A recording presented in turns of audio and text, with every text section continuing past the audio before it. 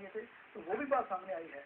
तो शरारत हुई भी होगी, लेकिन फिर ऐसी बात फैल जाती है, उसको दूर करना मेजॉरिटी मिनॉरिटी में नहीं, जो इंटेलेक्चुअल लोग हैं, जिन पर लोगों को भरोसा है, यानी इस तरफ भी सोच अपनानी पड़ेगी कि किस तरीके के प्रेसिडेंट नहीं हो। इससे पहले कि मैं आगे की चर्चा आपसे करते हैं, democracy always duty of the majority to protect the rights and the voice of the minority, so that's our duty. इससे पहले कि हम कश्मीर की तरफ रुख करें, कश्मीर के लोगों का जो कश्मीर घाटी के जो नेता हैं उनकी तरफ अगर हम बात करें, उससे पहले एक सवाल प्रोफेसर हरिओम जी आपसे पूछना चाहूँगा कि अक्सर ये चीज़ देखी गई है कि यानी कि सेंट्रल कांग्रेस लीडरशिप की बात करें, जम्मू में तो इस जन आंदोलन को वो सपोर्ट कर रहे हैं, पर वहाँ कहीं ना कहीं ये एक उंगली उठाई जा रही है भाजपा की तरफ कि ये जो जन आंदोलन है ये जो है बीजेपी स्पॉन्सर्ड है। किस तरीके से देखेंगे आप?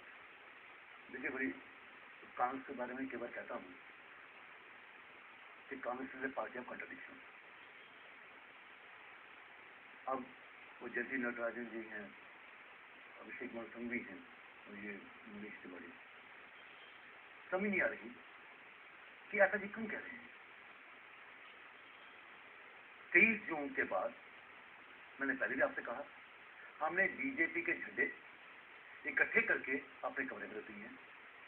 बीजेपी का कोई भी सीनियर नेता जो है समिति के प्लेटफॉर्म पर नहीं गया। अगर आप स्पोक्स पर्सन की बात देख लीजिए, बीजेपी का कोई बंदा जो है समिति का स्पोक्स पर्सन नहीं है। वो ये सच है कि बीजेपी 22 जून को बीजेपी ने शुरू किया, ये सच है।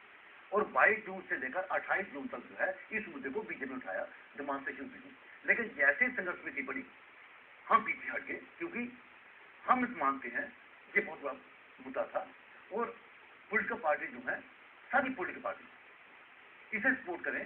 और संघर्ष समिति भी लगातार सबसे अपील कर रही है कि ये मुद्दा जो है ये एक बड़ा जनरल मुद्दा है, जो सामने आना चाहता है वो आई।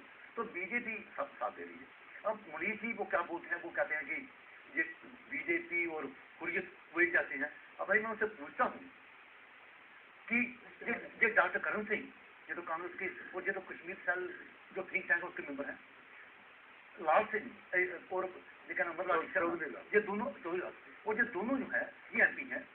तो दोनों ने तीनों नंबर के जो बातें वही कही हैं जो नॉर्मली संघर्ष समिति वाले कह रहे हैं। ये हाँ जी, ये बात अलग है कि उन्होंने रिजाइन किया, लेकिन उनको रिजाइन करना चाहिए था, क्योंकि यानी कि अगर हम बात भाजपा की करें तो भाजपा इससे कोई राजनीति, आपका ये दावा है कि भाजपा इसमें कोई राजनीति नहीं खेल रही। देखिए, अगर भाजपा राजनीति कर रही होती तो भाजपा जो है इस मुद्दे को लेकर अलग प्रोफेसर इसी के चलते कठुआ, सांबा और उधमपुर, आपको मैं याद करा दूं, शायद आपके नोटिस में ना हो कि संघर्ष समिति के साथ साथ एक पैरेलल सेटअप जो है लोगों का या बाकी पॉलिटिकल पार्टीज का जो संघर्ष समिति के साथ सोशल ऑर्गेनाइजेशन जुड़ी है, उनका भी ये मानना है कि भाजपा के कई नेता इसको चलते इसको पोलिटिसाइज करने की कोशिश कर रहे हैं, यानी कि पैम्फलेट्स इशू कर रहे हैं और ये बताने की एक मैसेज दिया जा रहा है कि शायद बीजेपी ही जो है एक नेशनलिस्ट पार्टी है जो इसको सपोर्ट कर रही है। आखिर ये इल्जाम कहाँ तक सही है?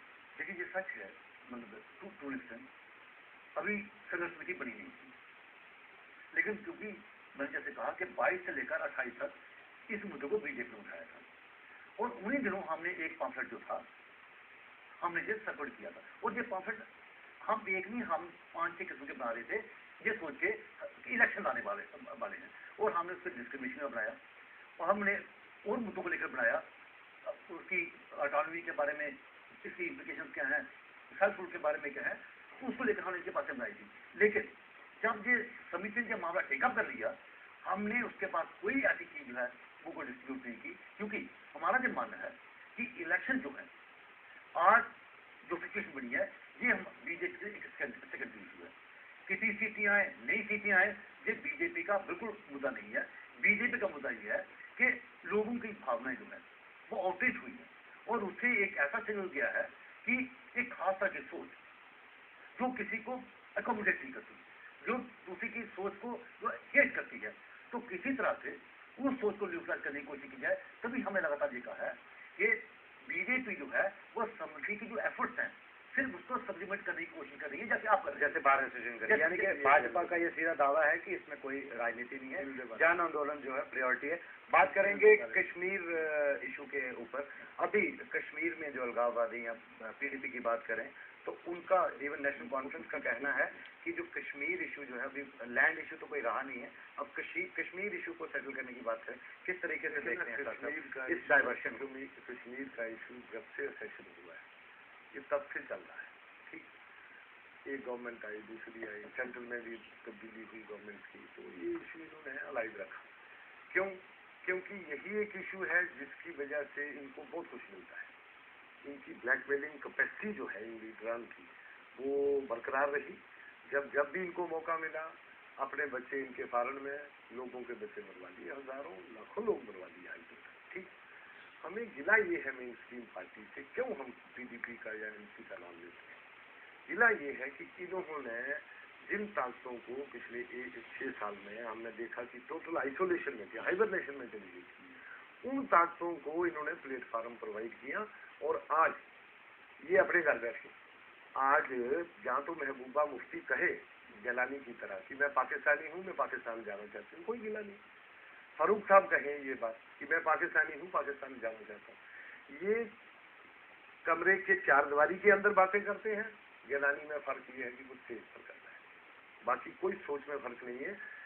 ये प्लेटफॉर्म इन कश्मीर सेंट्रिक पॉलिटिशियन ने, कश्मीर सेंट्रिक पार्टीज ने गिलानी और मीर वाइज वगैरह जितने लोग हैं उनको एक प्लेटफॉर्म दिया।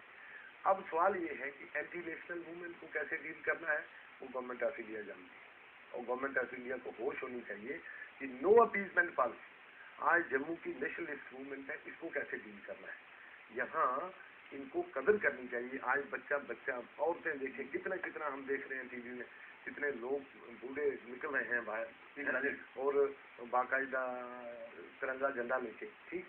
आर्मी को तिरंगा झंडा दिखाया, वो भी भाग गई यहाँ से। तो इस चीज को सेंटर ने अप्रिशिएट करना चाहिए। और आज जम्मू का ये जो आंदोलन है, ये कभी अपीजमेंट पॉलिसी ऑफ कश्मीर की तरफ जो एंटी नेशनल लोग हैं खास करके उनकी तरफ बर्दाश्त नहीं करेगा। ये प्रोफेसर आप कैसे देखते हैं कि क्या ये भी आवाज जो है वो दिख रही है कि ये कश्मीर से जो ये नया एजेंडा सामने आ रहा है, तो कहीं ना कहीं गवर्नमेंट ऑफ इंडिया के जो अटेंशन है वो डाइवर्ट करना जम्मू की तरफ से, क्या ये बात किस तरीके से? बीजेपी ने जो स्टैंड लिया है कि जो इकोनॉमिक ब्लॉकेज की बात हो या दूसरी बातें हों, it's a part of conspiracy, और इसमें गवर्नमेंट ऑफ इंडिया का सीधा हाथ है। नहीं तो ये बातें हो नहीं सकती। आज गवर्नमेंट ने फिगर रिलीज की है कि 2007 जुलाई के महीने में कितने ट्रक कश्मीर में गए फ्रूट लेकर, चावल लेकर, पेट्रोल लेकर, और 2008 जुलाई में जो फिगर्स बताई हैं वो 300 ट्रक ज्यादा है पहले कहा। तो हमारा जो बोलना है कि कश्मीर में जो भी माहौल बना, ये माहौल इससे बना ताकि लोगों की अटेंशन जो है, जो रियल इशू है, उसे डाइवर्ट की जाए। और आपने बोला है कि कि जो इंडियन स्टेट जो है इससे सोचने का तरीका बड़ा अलग है। वो लोग जो देशभक्त हैं, वो लोग जो भारत माता की जय करते हैं, वो जिनके हाथ में तिरंगा झंडा होता है, जो बोलते हैं भारतीय फौज जिंदाबाद, जो उनको मार्जिनाइज करती है। लेकिन मैंने फिर कहीं कहा ऐसा होता नहीं, ये इसका समय होता है, वो समय निकल चुका। अब जम्मू ने ये बता दिया कि जम्मू को आप कोई भी पीछे धकेल नहीं सकता, जैसे आपने इशारा किया। तभी मैंने कहा जो मूवमेंट जम्मू में चल रही है, I can say it is the mother of all movement, not in India, in the whole world. और जब भी ऐसी मूवमेंट की हिस्ट्री लिखी जाएगी, जम्मू का नाम सबसे ऊपर आएगा। और आज से 10 दिन पहले जो सभी में हुआ, सबसे पहले, यानी जम्मू का आंदोलन कहीं भी नहीं थम सकेगा जब तक जम्मू वालों की बात नहीं मान जाएगी। शकील साहब आप क्या कहेंगे?